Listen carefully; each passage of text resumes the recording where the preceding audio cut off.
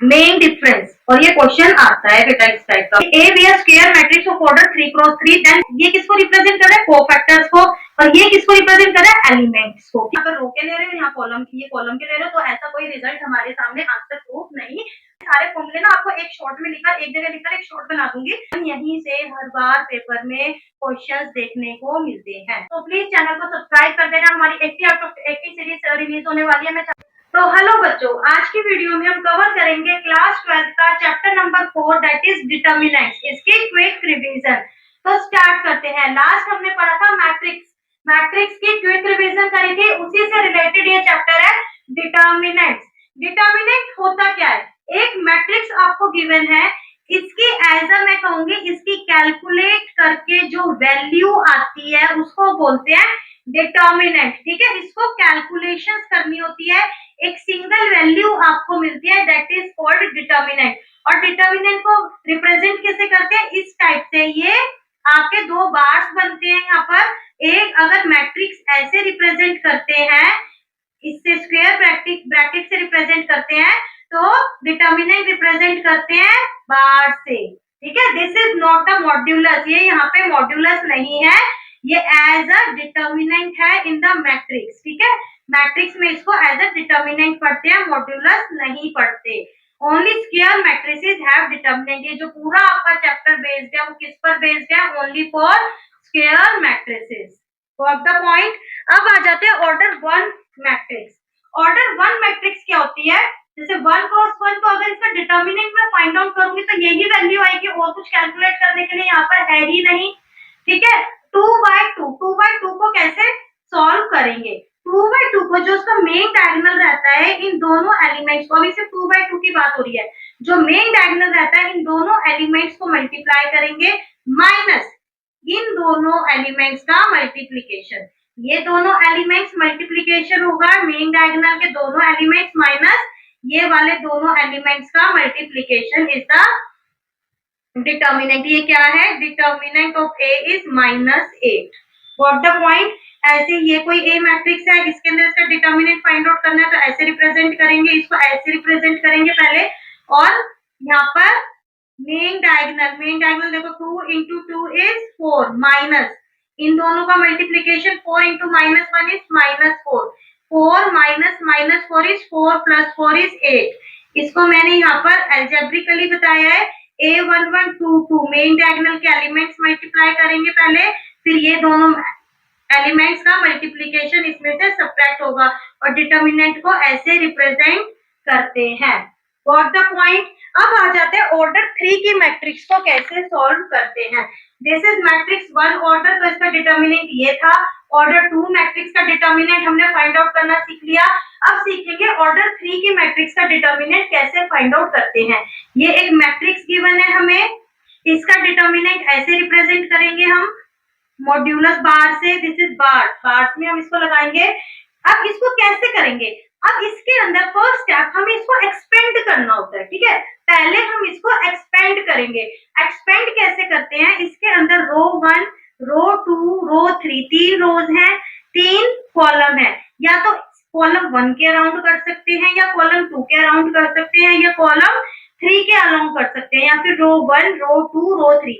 हमारे पास 6 है यहाँ पर, 3 रोज 3 कॉलम, किसी एक के अलोंग कर सकते हैं। ठीक है, अगर C1 है तो C1 का ही लेंगे तीनों एलिमेंट, C2 है तो तीनों एलिमेंट C के आएंगे, 3 है तो तीनों एलिमेंट C3 के आएंगे, अगर R1 है तो तीनों एलिमेंट R1 के आएंगे। इस टाइप से आता है। ठीक है, determinant can be expanded along any row और एनी कॉलम।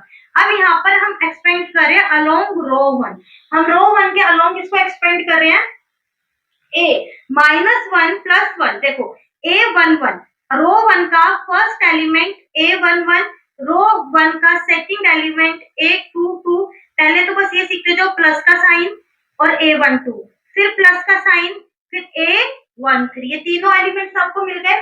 जो फर्स्ट एलिमेंट है A11, इसके साथ -1 मल्टीप्लाई होगा, और इसकी पावर क्या रहेगी? 1 + 1, जो वो एलिमेंट है I और J, उसकी वैल्यू है 1 + 1।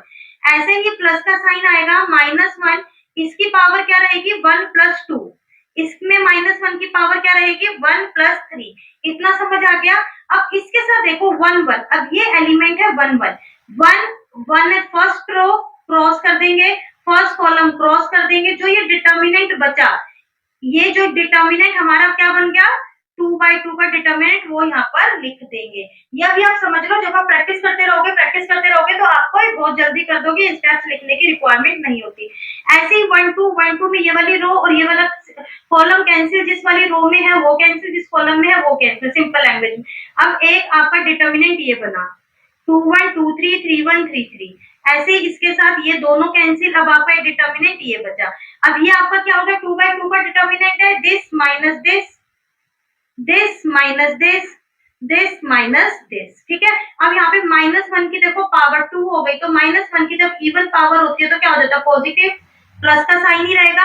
अब यहाँ पे हो जाता है -1, अब यहाँ पे क्या आ गया, ये प्लस है, इसकी 3 की पावर -1 की पावर 3, तो -1 हो गया, तो प्लस माइनस जब ब्रैकेट ओपन करेंगे तो माइनस आ जाएगा।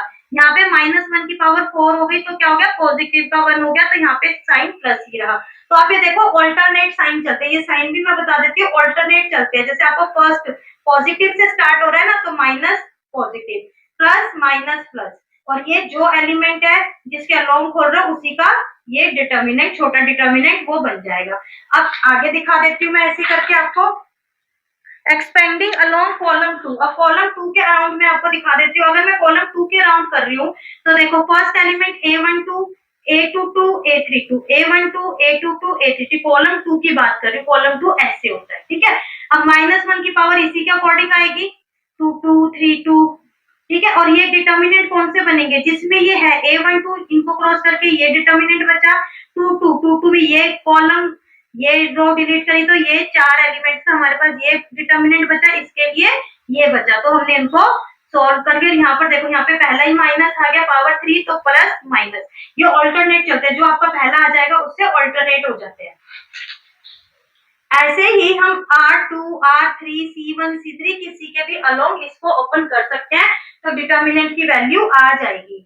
अच्छा, इसके अंदर एक एडवाइस देना चाहूंगी कि जिसके अंदर, जिस भी कॉलम के अंदर या जिस भी रो के अंदर आपको मैक्सिमम नंबर ऑफ जीरोस दिखते हैं, उसके अराउंड आपको इसको एक्सपेंड करना चाहिए। अगर नंबर ऑफ जीरोस नहीं है तो हमें एक्सपेंड करना ही पड़ेगा, हम किसी के भी अलाउ कर सकते हैं, बट अगर किसी जीरो आपको ज्यादा दिख रहा है तो आप उसके अलाउ करो। जैसे कि इसके अंदर हम C3 है, कॉलम 3 है, इसके अलाउ करेंगे तो देखो फर्स्ट एलिमेंट आ गया इसका 4, ठीक है, ये इसका बनेगा प्लस, देखो सेकंड आ गया 0 0 से मल्टीप्लाई हो रहा है, थर्ड आ गया 0 0 से मल्टीप्लाई हो रहा है। यहाँ तक तो हमने इसको लिख के दिखाया, अदरवाइज हमने इसको ओपन किया तो -0 + 0, क्योंकि हमें कोई फर्क नहीं पड़ रहा है यहाँ पे क्या वैल्यूज आएंगी, ठीक है। तो 0 0 हो गया हमारी वैल्यू, ये 0 से मल्टीप्लाई होने की वजह से ये सारा 0 हो गया, तो हमें हमारी कैलकुलेशन इजी हो गई। तो ऐसे आप किसी के भी अलोंग इसको ओपन कर सकते हो, एक्सपेंड कर सकते हो, कोई ऐसा हार्ड एंड फास्ट रूल नहीं है। होपफुली आपको समझ आ गया होगा। मोस्ट इंपॉर्टेंट टॉपिक अब ये बच्चों में आपसे डिस्कस करना चाहती हूँ। अभी मैंने आपको मैट्रिक्स, जब हमने मैट्रिक्स चैप्टर की आपने वीडियो पढ़ी होगी, उसके अंदर आपने देखा होगा, मैंने आपको बताया था कि हम किसी भी मैट्रिक्स में अगर -1 मल्टीप्लाई करते हैं, 6 7 8 9 10 11 कोई भी मैट्रिक्स है, तो माइनस जाके सभी से मल्टीप्लाई हो जाएगा, ये माइनस जाके सभी से मल्टीप्लाई हो जाता है, ठीक है। या फिर मैं 6 मल्टीप्लाई करती हूँ 1 2 3 4 5 6 7, कोई भी मैट्रिक्स है, कोई भी ऑर्डर है, यहाँ पे मैंने 3/3 का ही ले लिया, तो ये सभी एलिमेंट से जाके मल्टीप्लाई हो जाता है, ठीक है। इस सभी एलिमेंट को मल्टीप्लाई करेगा जाके 18 36 54, ठीक है। अब इसके अंदर लेकिन डिटर्मिनेंट में ऐसा नहीं होता। जब मैंने इसको डिटर्मिनेंट के फॉर्म में लिख दिया, जब मैंने ये डिटर्मिनेंट वाले साइन लगा दिए 2 3 4 5 6 7 8 9 10, अगर मैं इससे 2 मल्टीप्लाई करती हूँ तो वो किसी भी एक, आपकी मर्जी है या आपकी रिक्वायरमेंट है जो भी क्वेश्चन की, उसके अकॉर्डिंग या तो कॉलम 1 से मल्टीप्लाई कर सकते हो, या कॉलम 2 से, या कॉलम 3 से, या फिर रो 1 से, रो 2 से, मतलब एक से मल्टीप्लाई होगा। कहने का मीनिंग ये है, अब 3 रो है 3 कॉलम, अब इसमें तो देखा जाए तो तीनों रो से मल्टीप्लाई हो गया, या फिर कह सकते हैं तीनों कॉलम से मल्टीप्लाई हो गया, पर इसमें एक से मल्टीप्लाई होगा, या तो एक रो से कर लो या किसी भी एक कॉलम से कर लो, ठीक है। अब 2 मैंने मल्टीप्लाई किया तो क्या आएगा 4 6 12 4 6 8 फर्स्ट कॉलम में, बाकी के दोनों कॉलम एज इट इज रहेंगे, बाकी के कॉलम एज इट इज रहेंगे, ठीक है। अब मुझे अगर इससे भी मल्टीप्लाई करना है तो मेरे को एक बार और करना पड़ेगा, 10, 12, 14। अब मेरे को इससे भी करना है तो मेरे को एक बार और करना पड़ेगा, मतलब यहाँ पे मैंने 2 क्रॉस 2 कर दिया ना, 2 की पावर 2 कर दी, एक ही बात है, ठीक है। अब जाके ये होगा, ठीक है। तो अगर एक डिटर्मिनेंट था ये, अगर मेरे को इससे 2 मल्टीप्लाई करना है पूरे में और ये 3 क्रॉस 3 ऑर्डर का है, तो 2 की पावर 3 इसके डिटर्मिनेंट से मल्टीप्लाई करना पड़ेगा। मतलब ये देखो कि अगर एक डिटर्मिनेंट है, अगर इसके सबसे मल्टीप्लाई करना चाहते हो, मतलब इसके अंदर लिखने का मतलब है उसके सारे एलिमेंट से मल्टीप्लाई हो रहा है या उसकी वैल्यू से मल्टीप्लाई हो रहा है डिटर्मिनेंट की, तो वो मतलब अगर 2-3 बार मैंने उसको मल्टीप्लाई करा है, जब जाके सारे एलिमेंट से मल्टीप्लाई किया है। अगर 2 ऑर्डर का डिटर्मिनेंट होता, ऑर्डर 2 का डिटर्मिनेंट होता, तो 2 बार मल्टीप्लाई करती, जैसे 2 बार करती, इससे हो गया, फिर एक बार और करा, फिर इससे हो गया। तो अगर 2 ऑर्डर का होता तो 2 की पावर स्क्वायर बन जाती। अगर इसके अंदर है तो उसकी पावर क्यूब बन गई। Got the point. अब यहाँ पर देखते हैं मेन डिफरेंस, और ये क्वेश्चन आता है बेटा इस टाइप का, मोस्ट कॉमन मोस्ट इंपॉर्टेंट है, इसलिए बता रही हूँ, इतना प्रेशर देके। ए ये है एक मैट्रिक्स है, बी एक मैट्रिक्स है। अब आप इसके अंदर देखो, अगर मैं 2 भी कर देती हूँ, 2 भी, 2 से 2 है, ये बी है, 2 को इससे मल्टीप्लाई कर दिया तो किसके इक्वल आ गया, ए के इक्वल आ गया। तो ए क्या आया, 2 भी, जब ये मैट्रिक्स है। अब इसके अंदर इसका मैंने डिटर्मिनेंट कैलकुलेट कर लिया, ये आ रहा है। अब इसका डिटर्मिनेंट कैलकुलेट कर लिया, ये आ रहा है। तो अब इसके अंदर देखो, अगर डिटर्मिनेंट ऑफ बी में मैं 4 मल्टीप्लाई करूंगी, तब जाके वो डिटर्मिनेंट ऑफ ए के इक्वल आ रहा है, ठीक है। अगर मैं 4 डिटर्मिनेंट ऑफ बी क्या -2, जब जाके वो -8 आ रहा है। और जो इसका मैट्रिक्स थी वो 2 भी आ रही थी, और जो डिटर्मिनेंट का आ रहा है वो 4 भी आ रहा है। ऐसे कैसे, देखो दोनों का डिफरेंस, और सेम है, उन्हीं की वैल्यू है। ये मैट्रिक्स की फॉर्म में था, ये डिटर्मिनेंट की फॉर्म में है। और इसको कैसे लिख सकती हूँ, 2 को 2 की पावर 2 लिख सकती हूँ। 2 क्या है, जो नंबर मल्टीप्लाई हो रहा है, और 2 क्या है, इसका ऑर्डर। ये 2 क्रॉस 2 की है ना मैट्रिक्स, तो उसका ऑर्डर है ये। आगे और देख लेते हैं, कंफ्यूजन नहीं रहनी चाहिए। If we multiply a scalar number to a determinant, it will multiply only with either single row or single column। जो मैंने आपको बता दिया, यहाँ पे डिटेल में कर देते हैं। एक मेरे को यहाँ पे डिटर्मिनेंट ये गिवन है, मेरे को 3 से मल्टीप्लाई करना है, तो वो सिर्फ एक ही कॉलम से मल्टीप्लाई हुआ। अब मुझे सेकंड से, अब यहाँ पे 3 ये हो गया, ठीक है। अब मेरे को दोबारा करना है, तो मेरे को एक बार और किया, इसमें तो हो ही चुका था, इसमें कर दिया, ठीक है। तो 3 स्क्वायर ए डिटर्मिनेंट की वैल्यू ये आ चुकी है। अब मेरे को इससे भी करना है, अब मेरे को इससे भी करना है, तो एक बार और कर दिया तो क्यूब हो गया, 3 क्यूब ए की वैल्यू ये आई है, ठीक है। ऐसे स्क्वायर वाले में देखो तो क्या आया, नंबर था 3 और ये है ऑर्डर, ये है ऑर्डर, ये जो भी नंबर आप मल्टीप्लाई कर रहे हो, ठीक है। अब ये पहले वाली एग्जांपल में देखो, अगर हम इसको डिटर्मिनेंट की फॉर्म में लिख लेते, ये जो मैट्रिक्स वाला एग्जांपल दिया ना, अगर हम इसको डिटर्मिनेंट की फॉर्म में लिख लेते तो क्या आता, 2b। इसके मैट्रिक्स अगर डिटर्मिनेंट की फॉर्म में करते तो एक बार में एक से ही मल्टीप्लाई होता ना, और दूसरी बार में दूसरे से मल्टीप्लाई होता, जब जाके ए डिटर्मिनेंट के इक्वल आता। ए डिटर्मिनेंट ये है ना, 2 बार करना पड़ता, इसलिए ए का डिटर्मिनेंट 2 की पावर स्क्वायर b। अब यहां से देखो इसको, a is equals to given, अगर आपको गिवन है 2 मैट्रिक्स है, ये मैट्रिक्स के बारे में बोल रहा है, जब कोई भी साइन नहीं लगा होता ना तो हम बोलते हैं वो मैट्रिक्स है, ठीक है। ये 2 मैट्रिक्स है जिसमें k कॉमन आ रहा है, तो जो उसका डिटर्मिनेंट होगा k, जो k है यहाँ पे k है, और ये है ऑर्डर, ठीक है, कांस्टेंट नंबर है, ये k है। गिवन क्या है, जहाँ पे दोनों मैट्रिक्स सेम ऑर्डर की है, स्क्वायर है, और a is equal to k भी, जैसे ऊपर वाले एग्जाम्पल में देखो जो था वो ये आ रहा था, और जो हमारे पास इसका डिटर्मिनेंट आया वो 2 की पावर 2 b आया, मतलब 2 तो जो कांस्टेंट नंबर है, और ये इसका ऑर्डर, ठीक है। जैसे 3/3 की में मान लो कोई 4 है, अगर आपको a इज इक्वल टू 4 भी दिया हुआ है और ऑर्डर दिया हुआ है 3 क्रॉस 3 ऑर्डर की है दोनों मैट्रिक्स, स्क्वायर मैट्रिक्स है 3 क्रॉस 3 की, तो a का डिटर्मिनेंट किसके इक्वल होगा, जो कांस्टेंट नंबर है 3, 4, और जो उसका ऑर्डर है वो इसके डिटर्मिनेंट के इक्वल होगा। Let A be a square matrix of order 3 cross 3, then A देखो ये सारे, ये डिटर्मिनेंट का साइन है, सारे इसके उससे मल्टीप्लाई हो रहा है, इसकी वैल्यू से मल्टीप्लाई हो रहा है अंदर जाके, तो ये k क्यूब a के इक्वल है, ठीक है, क्योंकि ऑर्डर 3 की है, तो k की पावर ऑर्डर, k की पावर ऑर्डर, समझ गए बेटा। ये मोस्ट इंपॉर्टेंट है, इसलिए बार बार मैं इसको बता रही हूँ। अब आ जाते हैं एरिया ऑफ द ट्रायंगल। हमने 11th क्लास में area of the triangle find out किया है, जबकि इसके हमें कोऑर्डिनेट्स गिवन है। तो ये फॉर्मूला होता था, अगर हम मैट्रिक्स फॉर्म में, यहाँ पे डिटर्मिनेंट फॉर्म में हमें आता है इसे सॉल्व करना, तो हमारा फॉर्मूला ये बनता है x1 y1 x2 y2 x3 y3। ये कॉलम 1 कॉलम 2 बनाते हैं, और कॉलम 3 में क्या आता है 1 1 1 और उसका हाफ। इसका डिटर्मिनेंट, इसकी वैल्यू हम फाइंड आउट करते हैं, और इसकी वैल्यू नेगेटिव भी आ सकती है, तो हम इसको हमेशा पॉजिटिव लेते हैं, क्योंकि एरिया कभी नेगेटिव नहीं होता। अब आ जाते हैं next, minors and cofactors. Minors and cofactors, minors of an element क्या होता है? माइनस जो होते हैं, जैसे मैं पहले एक इसकी बात करूं आप लोग 2x2 की, 2x2 में जो एलिमेंट होगा आपका ये है, देखो M11 फाइंड आउट करना है, तो 1 1 इसी रो को और इसी कॉलम को कट कर देंगे, तो जो एलिमेंट है ये इसकी वैल्यू आएगा। A12 में क्या करेंगे, इस 1 2 को कैंसिल करेंगे, तो M12 इसको रिप्रेजेंट करते हैं कैपिटल M से, ठीक है। तो M12 A21 के इक्वल आएगा। ये तो एल्जेब्रिकली है, अभी मैं बताती हूँ, करके भी बताऊंगी, डोंट वरी। M21 A12 के, देखो M21 में 21 ये है ना, तो इन दोनों को कैंसिल कर देंगे, जिस रो में जिस कॉलम में उसको कैंसिल कर देते हैं। 1 2 M22 रो कॉलम कैंसिल करें, ये इसकी वैल्यू आएगी, ठीक है। अब A33 में ये मैं अभी करके दिखाऊंगी। A33, अब अगर 33 वाला एग्जांपल है M11 का, तो कैसे करेंगे? इसके अंदर देखो M11 A11 है ना, ये रो और ये कॉलम कैंसिल कर दिया, तो कौन सा डिटर्मिनेंट बचा? ये वाला डिटर्मिनेंट। ये डिटर्मिनेंट हमें 2/2 का सॉल्व करना आता है, ठीक है। This into minus this, got the point. ऐसे ही M12 ये एलिमेंट है, तो इसकी रो और इसका कॉलम कैंसिल कर दिया, तो ये हमारा डिटर्मिनेंट बचेगा। ऐसे इस वाले एलिमेंट का, तो इन दोनों कैंसिल कर दिया, तो ये डिटर्मिनेंट बचेगा। ऐसे ही M21 का ये रो और ये कॉलम कैंसिल कर देंगे, तो इन चार ये हमारे पास इसका बचेगा A12 A13 A32 A33। ऐसे ही हम सबके निकाल लेंगे। जितने एलिमेंट्स होते हैं उतने ही माइनर्स होते हैं।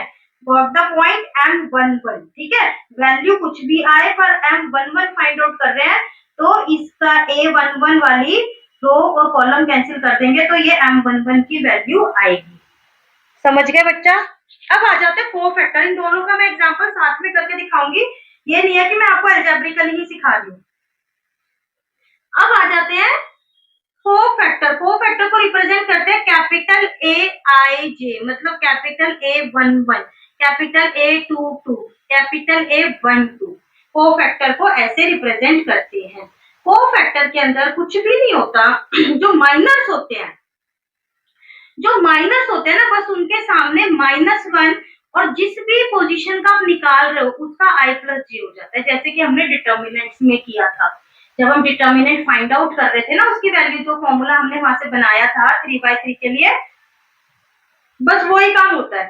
अब जैसे 2/2 का है, इसके अंदर इसका M11 तो आ गया ना, इसको कैंसिल किया तो 2 ये वैल्यू आ गई, जो भी यहाँ थी। मान लो इसके अंदर है M11, यहाँ पे क्या है, इसको कैंसिल किया तो 3 आ गया, ठीक है। अब इसका कोफैक्टर निकालना है, तो कोफैक्टर में -1 की पावर क्या आएगी? कौन सी पोजीशन है? 1 1 1 1, तो 1 + 1 मतलब पॉजिटिव हो जाएगा 1 1। जैसे जैसे आप क्या करते जाओगे ना, आपको ध्यान आने लगता है 1 1 पॉजिटिव है, पॉजिटिव रहने दो, नेगेटिव है, पॉजिटिव है, आप खुद ही उसमें फ्लो में आ जाते हो, ठीक है। -1 1 1, ऐसे देखो M12 तो आ गया, M12 की वैल्यू आ गई, देखो 1 2 की वैल्यू 4 आ गई, तो उसके अंदर बस जब कोफैक्टर फाइंड आउट करना है, ये माइनस है, ये कोफैक्टर है। कोफैक्टर है तो उस माइनर के आगे उसका -1 का दिखा देना, 1 + 2 तो ये नेगेटिव है, तो यहाँ पे 4 था, तो ये -4 हो जाएगा। इसके अंदर M21 क्या है? M21 की वैल्यू क्या है? यहाँ से -2 है। M21 ये एलिमेंट है ना, तो इसकी -2 है। इसका वो माइनर क्या है? -2, तो A21 माइनस हो जाएगा, तो -2 2, बस ऐसे ही हम इसको निकालते हैं। ऐसे ही आप 3/3 में देख लो, 3/3 का भी सेम है, जो M1 M2 M3 ये तो मैंने आपको निकालने बता ही दिए सारी पोजीशंस के, बस उनका -1 मल्टीप्लाई हो जाएगा। -1 1 + 2 -1, जो भी पोजीशन है 1 + 3, जो भी पोजीशन, और उसके अकॉर्डिंग -1 या +1 आपका आ जाएगा, किसके आगे? माइनस के आगे, तो वो आपका कोफैक्टर बन जाएगा। देखो -1 और ये क्या है M11 यही तो है, इसको कैंसिल कर दो, ये M11 बच गया, ये M12 बच गया। ठीक है, इंपॉर्टेंट पॉइंट्स रिगार्डिंग कोफैक्टर। अब हमने माइनस और कोफैक्टर निकालने सीख लिए, हमने माइनस और कोफैक्टर निकालने सीख लिए। अब कुछ ना इसके बेसिक कुछ बातें कर लेती हूँ। होपफुली आपको समझ आ रहा होगा। यहाँ पे कमेंट कर देना मैम समझ आ रहा है, हम सबका साइन डाल देना मैम आ रहा है, मुझे पता लग जाएगा कि आप बच्चों को मेरा पढ़ाया हुआ समझ में आ रहा है। बेटा ऑनलाइन में ऑफलाइन में बच्चे मुझसे डायरेक्ट क्वेश्चन पूछ लेते हैं तो मुझे पता लग जाता है, पर ऑफलाइन में ऑनलाइन में थोड़ा सा इस चीज को समझना थोड़ा मुश्किल हो जाता है कि बच्चों को समझ आ रहा है या नहीं आ रहा। तो प्लीज मुझे कमेंट सेक्शन में बता देना कि मैम समझ आ रहा है, आप और भी वीडियोस बनाओ। इसके अंदर 2 पॉइंट मुझे डिस्कस करने हैं, इंपॉर्टेंट पॉइंट्स रिगार्डिंग कोफैक्टर्स। अगर A11 A12 देखो ये क्या है, ये किसको रिप्रेजेंट कर रहा है, कोफैक्टर्स को, और ये किसको रिप्रेजेंट कर रहा है, एलिमेंट्स को। ठीक है, स्मॉल वाला। तो अगर हम इनको इसी के कोरस्पॉन्डिंग कोफैक्टर, इसी का कोरस्पॉन्डिंग कोफैक्टर से मल्टीप्लाई करके ऐड करते हैं तो वो क्या आता है हमारा, उसका डेल्टा की वैल्यू आती है। डेल्टा मीन्स उसका डिटर्मिनेंट फाइंड आउट कर लेते हैं, क्योंकि देखो डिटर्मिनेंट अगर ये ए मैं नाम दे दूं, यहाँ पे डेल्टा से कंफ्यूज मत हो जाना, अगर मैं इसको तो ए डिटर्मिनेंट हम कैसे करते थे, अगर हम इसके अलोंग ओपन कर रहे हैं तो हम कैसे करते थे, A11 यही होता था ना फॉर्मूला, अभी मैंने आपको समझाया था। तो यहाँ पर देखो ये क्या है, कोफैक्टर ही तो है, ये इसका माइनर है, वो इसको उसको कैंसिल कर दो, वही पूरे चैप्टर में ये तो चल रहा है, उसमें उसको माइनस कर दो, उसका डिटर्मिनेंट बचेगा। और -1 का ये आपका माइनर है, फिर इसके साथ -1 वाला फंडा लगा दिया तो ये आपका कोफैक्टर बन गया, तो इसकी जगह हमने कोफैक्टर लिख दिया और A11 एज इट इज रहा। ऐसे इसके अंदर ये पूरा कोफैक्टर बन गया किसका, A12 का, उसी पोजीशन का, ये A13 का ही बना। तो जब इसको करते हैं तो हमारा डेल्टा था। ऐसे ही हम किसी भी कर सकते हैं सेकंड रो का, देखो लेकिन ये इन चीजों का ध्यान रखना है, ये सेम होने चाहिए। और अगर रो 2 की बात करें तो रो 2 के ही तीनों है, रो 3 की करें तो रो 3 के ही तीनों है, फर्स्ट कॉलम है तो फर्स्ट कॉलम के ही तीनों है। इन चीजों का ध्यान रखना है। अब इसी से रिलेटेड एक फैक्ट और बता रही हूँ, बहुत आता है एग्जाम में, पूछी जाती है बेटा ये चीजें। अब वो कह रहा था जब खुद को खुद के साथ किया तो उसने क्या वैल्यू दे दी, हमें डिटर्मिनेंट की वैल्यू दे दी, लेकिन खुद का दूसरे के साथ हो गया तो क्या आ जाएगा भाई, 0। ठीक है, खुद का खुद के साथ हुआ तो वैल्यू आ गई डिटर्मिनेंट की। अब खुद का दूसरे के साथ मतलब कि अगर रो 1 के एलिमेंट्स है, देखो एलिमेंट्स है रो 1 के और कोफैक्टर्स है रो 3 के, कोफैक्टर है रो 3 के तो वैल्यू आएगी 0। देखो एलिमेंट्स है रो 1 के और कोफैक्टर्स है रो 2 के तो वैल्यू आएगी 0। ऐसे ही ये क्या है, एलिमेंट्स है रो 3 के और ये क्या है, कोफैक्टर रो 2 के तो वैल्यू आएगी 0। ऐसे ही कॉलम वाला भी देख लो एक बार, ये फर्स्ट कॉलम सेकंड कॉलम है, देखो सेकंड कॉलम के एलिमेंट्स हैं और फर्स्ट कॉलम के कोफैक्टर्स है, तो ये तो वैल्यू क्या आती है, 0। बेटा देखो रो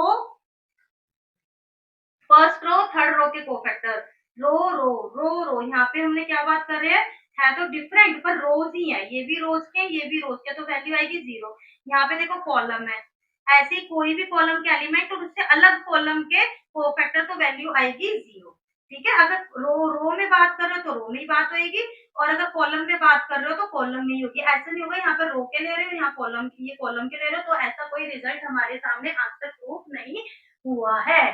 द पॉइंट, हमने 2 चीजें यहाँ पर सीखी, एक तो सेम वाले तो हमारे डिटर्मिनेंट की वैल्यू आ जाती है, ये क्वेश्चन आ जाता है कभी कभी, और ये कि अगर अलग है एक रो के एलिमेंट और दूसरी रो के कोफैक्टर है तो वैल्यू 0 आती है।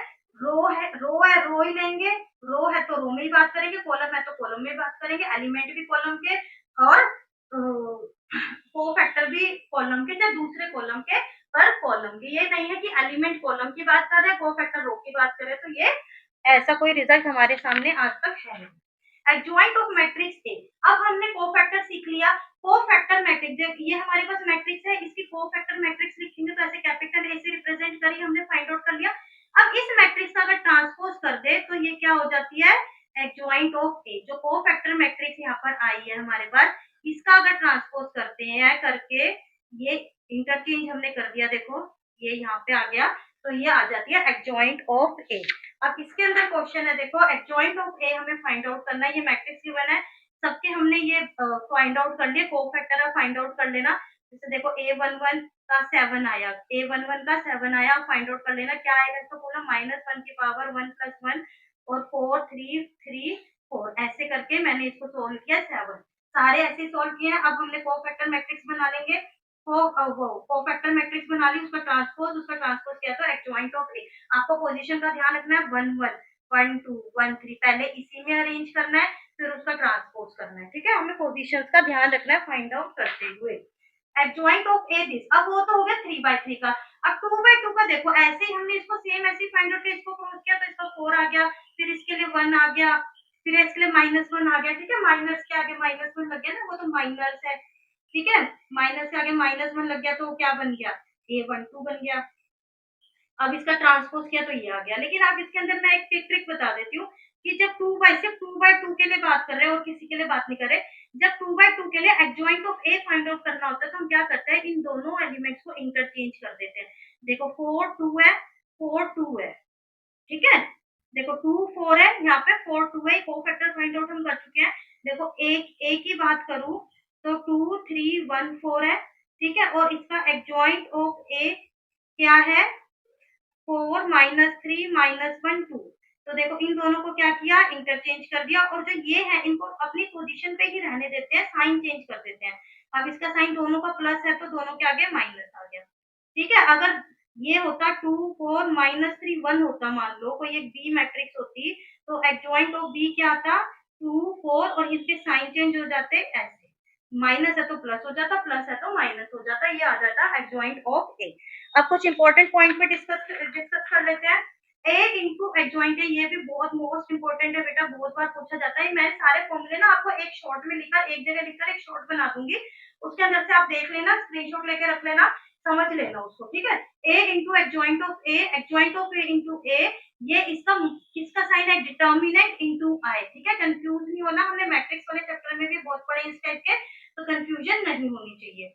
एडजॉइंट ऑफ ए का डिटर्मिनेंट इज इक्वल टू, अगर हमने एक मैट्रिक्स का वो adjoint of A find out कर लिया और फिर उसका डिटर्मिनेंट फाइंड आउट कर रहा है तो किसके इक्वल होगा, उस मैट्रिक्स के डिटर्मिनेंट की पावर n-1। जैसे देखो ये ए है, ये एडजॉइंट ऑफ ए है, ये ए का डिटर्मिनेंट फाइंड आउट किया, ये एडजॉइंट ऑफ ए का डिटर्मिनेंट फाइंड आउट किया, तो एडजॉइंट ऑफ ए का डिटर्मिनेंट किसके इक्वल आ रहा है, इसके इक्वल। ठीक है, ऑर्डर क्या है, 2 है, तो 2 -1, तो ये इसके इक्वल आ रहा है, -10 -10, मतलब इसकी पावर 1 के इक्वल आ रहा है, तो वो दोनों इक्वल आ जाएंगे। ऐसे अगर हम ऑर्डर 3 की लेते हैं, इसके अंदर ऑर्डर 3 की हमने ये फाइंड आउट किया, एडजॉइंट ऑफ ए इसका फाइंड आउट किया, ये निकाला, तो एडजॉइंट ऑफ ए किसके इक्वल आएगा, ये फॉर्मूला हमने पढ़ा है ऊपर, ये मोस्ट इंपोर्टेंट फॉर्मूला है। 289 और ए का डिटर्मिनेंट 3, एन की जगह पे 3 -1, क्योंकि ऑर्डर 3 है यहाँ पे, 3 -1, तो इसके स्क्वायर जो देखो -17 के स्क्वायर के इक्वल है 289। ठीक है, ये मैंने आपको प्रूफ करके यहाँ पे दिखा दिया, पर डायरेक्ट ऐसे क्वेश्चन नहीं आते, वो यूज होते हैं एज अ प्रॉपर्टी, यूज होते हैं क्वेश्चन में कुछ प्रूफ करना होता है, एज अ प्रॉपर्टी यूज होते हैं। अब आ जाते हैं इनवर्स ऑफ अ मैट्रिक्स, जो मोस्ट वेटिंग टॉपिक रहता है बच्चों का, इनवर्स। इनवर्स के लिए हम ये चेक करते हैं हमारी मैट्रिक्स सिंगुलर है या नॉन सिंगुलर है।